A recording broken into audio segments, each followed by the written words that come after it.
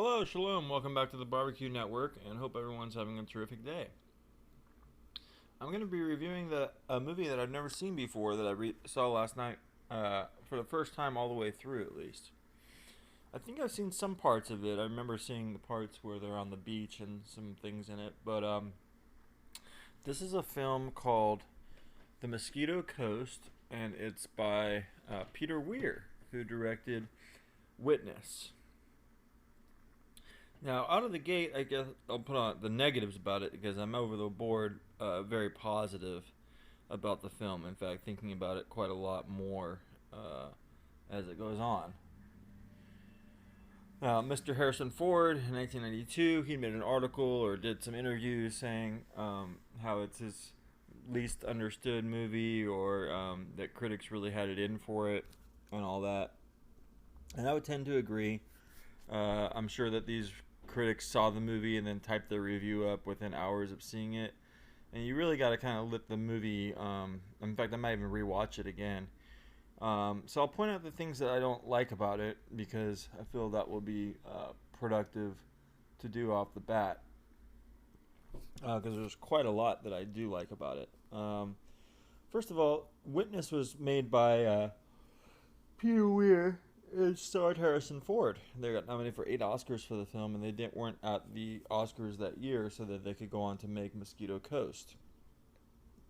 One of the strengths of Witness is its musical score, and one of the weaknesses of Mosquito Coast is its musical score.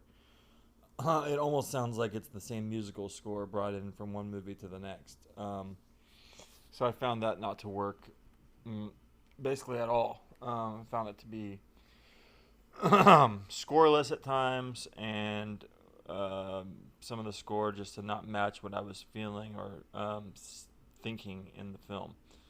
There are some elements of the movie that are more of a thriller that I didn't know going in, so I'm definitely very happy to find a movie that's got some thrilling parts towards the middle and end that I didn't really expect to be coming. And the end was pretty dramatic as well. I'll go into all the positives in a moment. The second part I don't like is the character of River Phoenix is actually the narrator in the film, and he's 14 years old and narrating, the action as it's happening. I'm pretty sure that that's how it's done in the book. I just feel that it takes away from the climax and the end a little bit, having a wise voice as he is, kind of describe what he's thinking and feeling during the film. I think it could have been best achieved by just having the close shots on River Phoenix as his father's prattling on about a bunch of nonsense in it. So what exactly is Mosquito Coast? Well, Harrison Ford wasn't the first choice for this film. It was actually Jack Nicholson, which as someone that's played a crazy father in The Shining, this would have been a very interesting role to see him play a crazy father again, not being at a hotel, of course, but being out in nature. When I was watching the film, I really enjoyed aspects of Harrison Ford's performance, and then at times I felt like, it's just so untethered and so so unlike anything else that he's done, that it would have been cool to see him do more of this kind of stuff in his career, or just push even harder in this role at times. I don't know. So I feel that he's good enough to be like a nominee for Best Actor in this film. It's one of his strongest non-franchise type performances. But when you're talking about Indiana Jones and Han Solo, characters that you most likely are rooting for, this guy is a very difficult guy to root for and fully get behind because he plays a guy named Ali Fox, who's a very talented inventor, but won't listen to wisdom, won't listen to, kind of the things that try to get you to function in society. Helen Mirren is in the film. I liked her in this era, Long Good Friday, 2010. And that she's in Mosquito Coast. Her later career gets a lot of good attention and stuff like that, and I feel that I like to see her in this era. She's quite beautiful in this era, as she is later in life as well. I might do this as a couple videos because I had a lot to say on this movie. But Helen Mirren's character is kind of I don't want to say her performance is weak, but the character as it's written, I'd like to read in the book because she's basically one of the most ultimate enablers I've ever seen. Because though Harrison Ford makes some really good points, his character in this movie, about consumerism and about the way America is so dependent on various, aspects of politics and all this and that, makes sense, but it doesn't make sense to go abandon your house, abandon your job, and move in a barge across the Atlantic to the Caribbean, and then became like a colonist, basically, buying a small town on the Mosquito coast, which great idea to go move there. It says Mosquito in the title.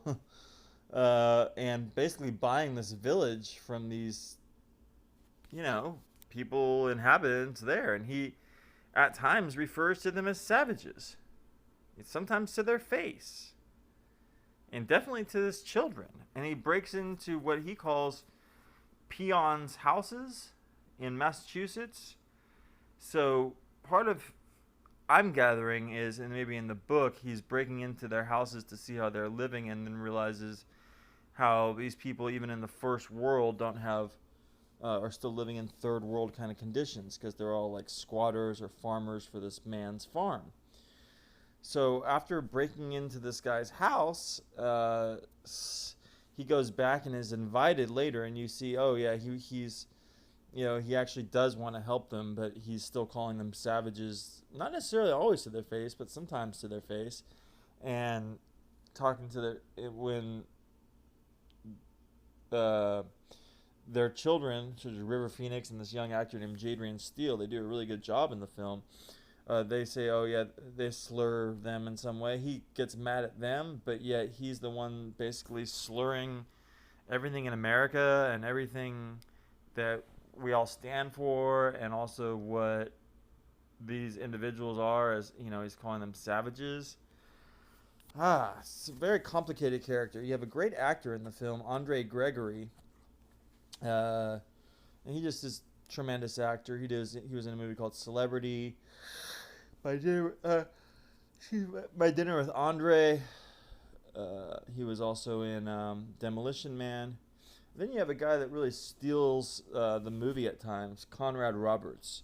Now, I can't verify this, but I'm pretty sure he's in Bonfire of the Vanities, and he plays an opera goer who has a really memorable sequence talking to Tom Hanks's character in that. So just a couple of years earlier, before that, and this man's actually still living. He's quite old looking at the time.